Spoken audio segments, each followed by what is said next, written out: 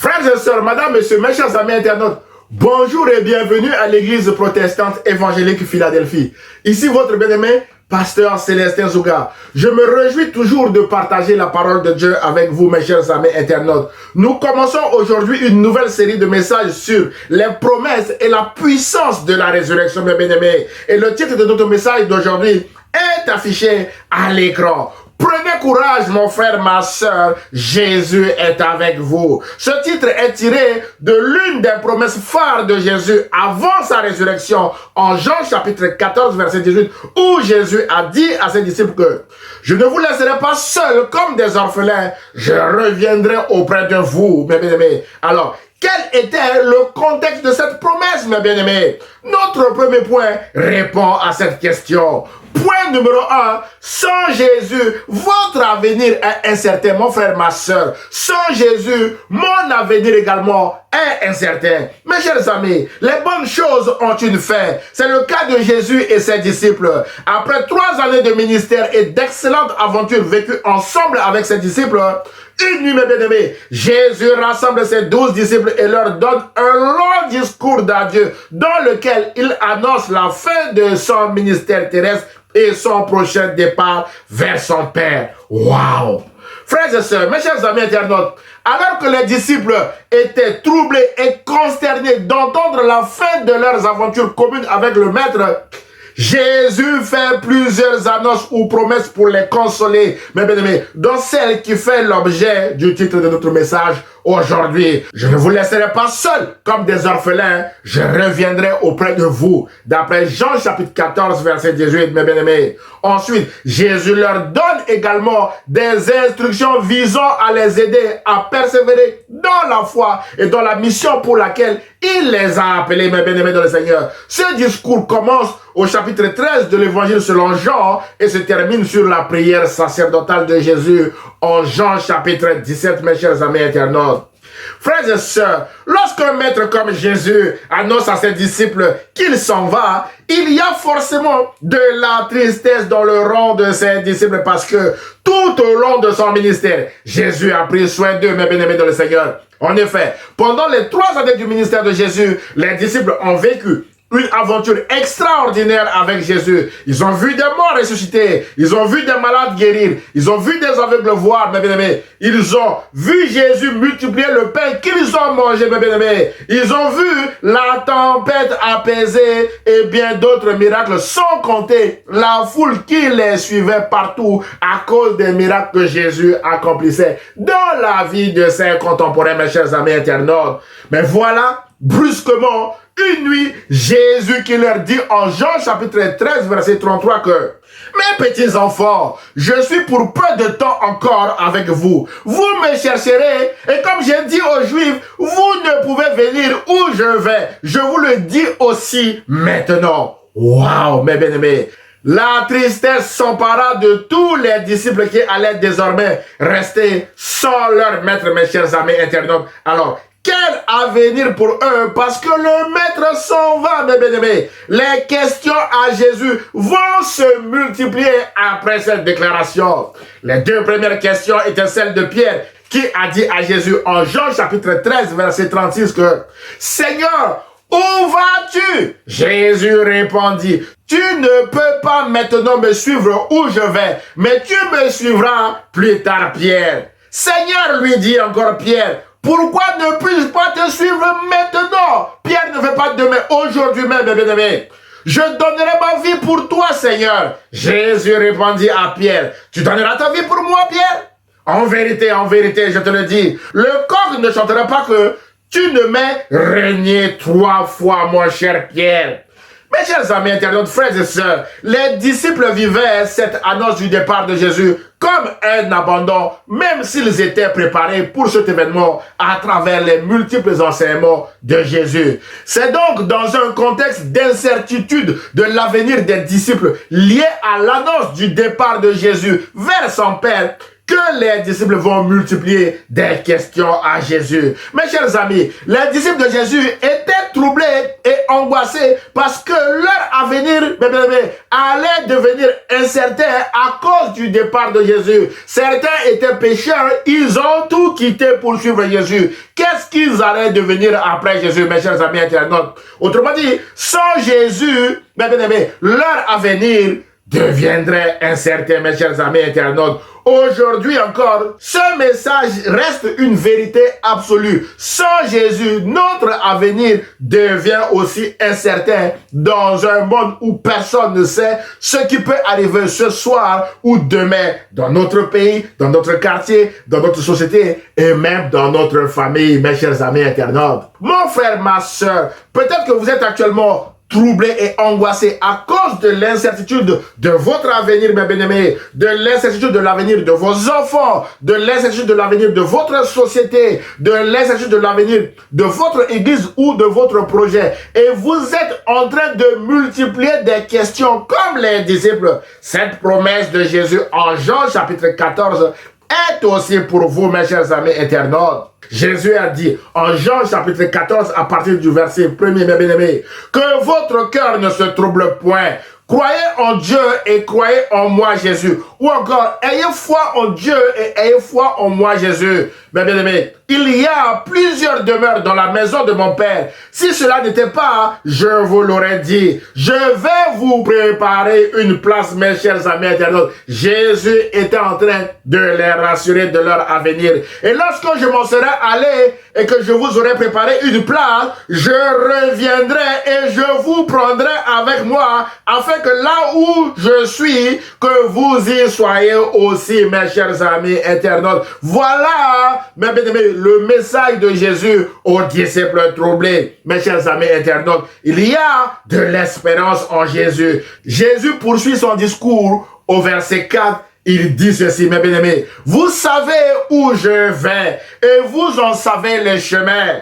Thomas lui dit, Seigneur, nous ne savons où tu vas, comment pouvons-nous en savoir le chemin? Mon frère, ma soeur, l'incertitude prend place lorsque nous ne savons pas où aller. Que faire, mes chers amis internautes? Mais la bonne nouvelle est en Jésus-Christ. Au verset 6, Jésus dit à Thomas, je suis le chemin, la vérité et la vie. Nul ne vient au Père que par moi. Voilà, mes bien-aimés dans le Seigneur, le bon chemin qui est Jésus-Christ. Le seul et le vrai chemin que Jésus vient de tracer ici à ses disciples. Mon frère, ma soeur, peut-être que vous êtes incertain pour votre avenir parce que vous ne connaissez pas le chemin. Mais bien aimé, comme Thomas, Jésus est le chemin. C'est pourquoi, si vous acceptez maintenant Jésus-Christ comme votre Seigneur et Sauveur, c'est Jésus qui va vous conduire et c'est Jésus, mes bien-aimés dans le Seigneur, qui va vous assister tout le long de votre vie et vous n'aurez plus à vous angoisser pour votre avenir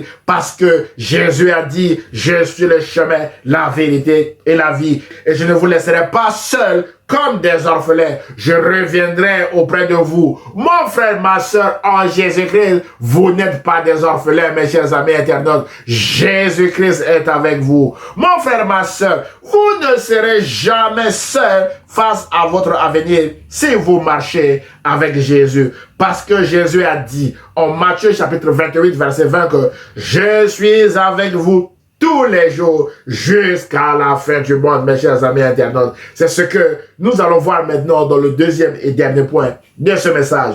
Point numéro 2. Prenez courage, mon frère, ma soeur. Jésus est avec vous. Mes chers amis internautes, frères et sœurs, toujours pour consoler ses disciples après l'annonce de son départ vers son Père, Jésus va faire une grande annonce qui va bouleverser toute l'histoire du christianisme. En Jean chapitre 14, verset 14 à 18, où il est écrit que Jésus dit à ses disciples, si vous demandez quelque chose en mon nom, je le ferai. Si vous m'aimez, gardez mes commandements. Et moi, je prierai le Père et il vous donnera un autre consolateur. On souligne un autre consolateur afin qu'il demeure éternellement avec vous, mes chers amis internautes. L'esprit de vérité que le monde ne peut recevoir parce qu'il ne le voit point et ne le connaît point. Mais vous le connaissez car il demeure avec vous et il sera en vous, mes bien-aimés. Et Jésus dit ceci, je ne vous laisserai pas orphelins, je viendrai à vous. C'est le titre de notre message, mes chers amis internautes. Vous n'êtes pas seuls,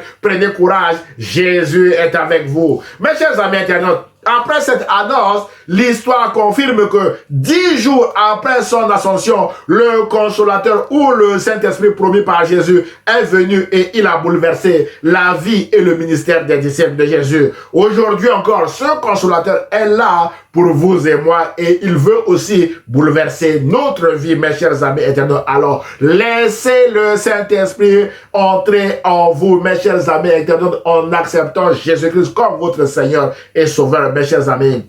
Mon frère, ma soeur, peut-être que vous êtes en train de traverser des moments difficiles de souffrance, de crainte liées à votre avenir. Parce que vous avez perdu votre santé, votre travail, un client important ou quelque chose qui vous tient à cœur. Prenez courage, Jésus est avec vous et vous aidera à sortir de votre situation actuelle. Le consolateur est aussi avec vous pour vous consoler et pour vous guider. Et Dieu lui-même est au contrôle de votre vie. Prenez courage, vous n'êtes pas seul. Rappelez-vous que Jésus a dit en Jean chapitre 16, verset 33 que vous aurez des tribulations dans le monde. Mais prenez courage. Pourquoi? Parce que j'ai vaincu le monde. Mon frère, ma soeur, Jésus a vaincu le monde. Alors prenez courage, vous n'êtes pas seul. Celui qui a vaincu le monde est avec vous. Et vous serez aussi vainqueur du monde si vous marchez avec Jésus-Christ, mes chers amis internautes.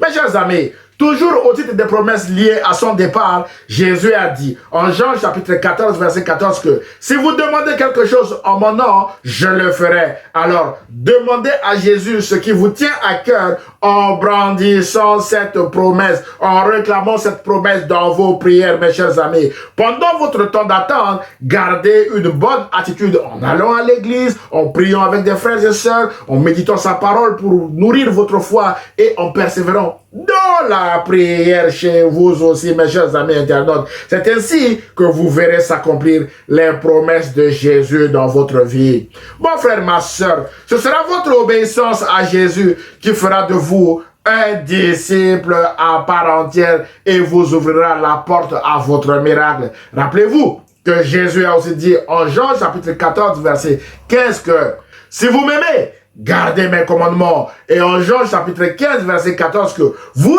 êtes mes amis si vous faites ce que je vous commande. C'est en gardant les commandements de Jésus que vous deviendrez aussi les amis de Jésus. C'est pourquoi vous devez prendre l'engagement de vivre désormais selon les enseignements de Jésus. C'est alors que vous verrez la gloire de Dieu à travers l'accomplissement de ces promesses de Jésus, mes chers amis internautes. Mon frère, ma soeur, toujours dans ses promesses, Jésus a dit en Jean chapitre 14, verset 17 que le consolateur ou encore le Saint-Esprit demeure avec vous et il sera en vous. Waouh! Quelle belle promesse, mes chers amis internautes. À ce titre, vous n'êtes pas seuls. Le Saint-Esprit est en vous, mes bien-aimés, pour vous consoler, pour vous fortifier et pour vous guider vers votre destinée tracé par Jésus-Christ. C'est pourquoi vous ne devez plus craindre une quelconque solitude, mes chers amis internautes. L'apôtre Paul encourageait les Corinthiens en leur disant en 1 Corinthiens chapitre 3 verset 16 à 17 que ne savez-vous pas que vous êtes le temple de Dieu et que l'Esprit de Dieu habite en vous, Corinthiens. Si quelqu'un détruit le temple de Dieu, Dieu le détruira. Car le temple de Dieu est saint, c'est ce que vous êtes, Corinthiens, déclare l'apôtre Paul. Mon frère, ma soeur, le Saint-Esprit qui habite en vous est aussi appelé l'Esprit de Dieu ou l'Esprit de Jésus.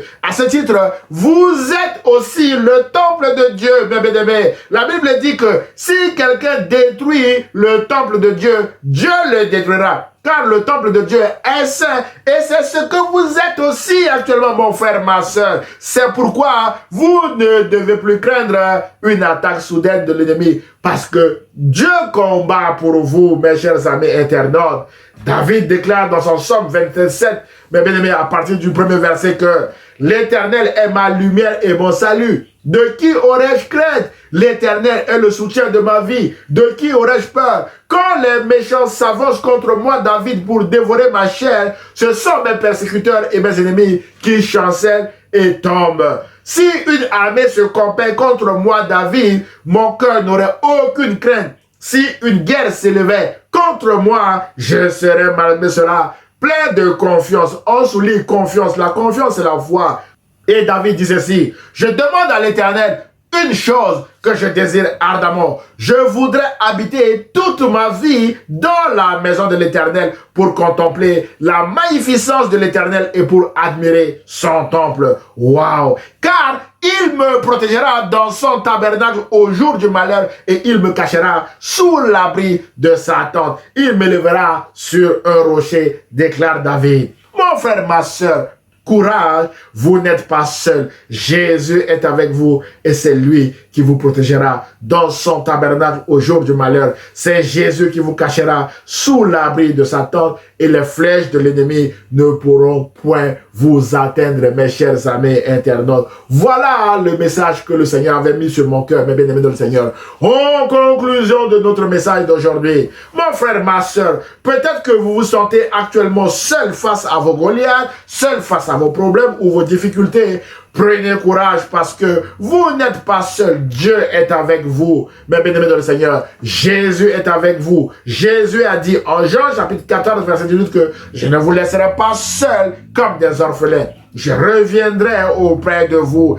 Et en Matthieu chapitre 28 verset 20, Jésus dit que je suis avec vous tous les jours jusqu'à la fin du monde. Le Saint-Esprit aussi est avec vous, est en vous, si vous acceptez Jésus-Christ comme votre Seigneur et votre Sauveur. Alors, mes bien-aimés dans le Seigneur, ne craignez plus, mes bien-aimés, parce que vous n'êtes pas seuls. Dieu est au contrôle de votre vie. Le Saint-Esprit est en vous et Jésus aussi est en vous tous les jours jusqu'à la fin du monde. Mon frère, ma soeur, les promesses que nous venons de voir sont pour ceux qui ont accepté Jésus-Christ comme leur Seigneur et Sauveur. Peut-être que vous n'avez pas encore accepté Jésus-Christ comme votre Seigneur et Sauveur. Je vous recommande de le faire aujourd'hui, mes chers amis internautes, afin de rentrer dans le cadre de ces promesses de Jésus et de les voir s'accomplir dans votre vie également. La Bible déclare en Romains chapitre 10, verset 9 que si tu confesses de ta bouche le Seigneur Jésus, et si tu crois dans ton cœur que Dieu l'a ressuscité des morts, tu seras sauvé. Alors, déclarez tout simplement de votre bouche, là où vous êtes, que Jésus-Christ est votre Seigneur et Sauveur, et croyez de tout votre cœur que Dieu l'a ressuscité des morts. C'est alors que vous serez sauvés, et vous ne serez plus jamais seuls, car il n'y a pas de solitude dans le royaume de Dieu. Personne n'est seul dans le royaume de Dieu, mes chers amis internautes. Voilà le message que le Seigneur a mis sur mon cœur et que je viens de partager avec vous, mes chers amis internautes. Si vous en êtes bénis, aimez-le, commentez-le et partagez-le à vos proches, mes chers amis internautes. Que Dieu vous bénisse. Prions le Seigneur. Mes chers amis internautes, Jésus a terminé ses promesses de la résurrection en priant pour ses disciples en Jean chapitre 17. C'est cette prière que j'élève maintenant aussi à Dieu pour vous, mes chers amis internautes. Jésus a dit ceci: ô Père, je ne suis plus dans le monde et ils sont dans le monde, mes disciples. Et je vais à toi. Père Saint, garde en ton nom ce que tu m'as donné afin qu'ils soient un comme nous. Je leur ai donné ta parole et le monde les a haïs parce qu'ils ne sont pas du monde. Comme moi, je ne suis pas du monde. Je ne te prie pas de les ôter du monde, mais de les préserver du mal. Sanctifie-les par ta vérité. Ta parole est la vérité, déclare Jésus. Comme tu m'as envoyé dans le monde, je les ai aussi envoyés dans le monde. Et je me sanctifie moi-même pour eux, afin qu'eux aussi soient sanctifiés par la vérité. Ce n'est pas pour eux seulement que je prie, mais encore pour ceux qui croient en moi par leurs paroles. Mon frère, ma soeur, si vous croyez à ces paroles, répondez avec l'Église protestante évangélique Philadelphie. Amen. Frères et sœurs, mes chers amis internautes, si vous avez aimé le message, merci de le liker et de le partager à vos proches. Vous pouvez également m'envoyer un mail d'encouragement, vos sujets de prière, ou voire même des questions ou remarques sur le message à Église Philadelphie 785@gmail.com. J'aurai le plaisir de vous répondre. N'hésitez pas de vous abonner à notre chaîne YouTube ou à notre page Facebook afin de recevoir des alertes sur nos prochains messages. À dimanche prochain à 10 h sur la page Facebook ou sur la chaîne YouTube de l'Église protestante évangélique Philadelphie. Et ce, si Dieu le veut. À très bientôt, mes chers amis internautes. Au revoir.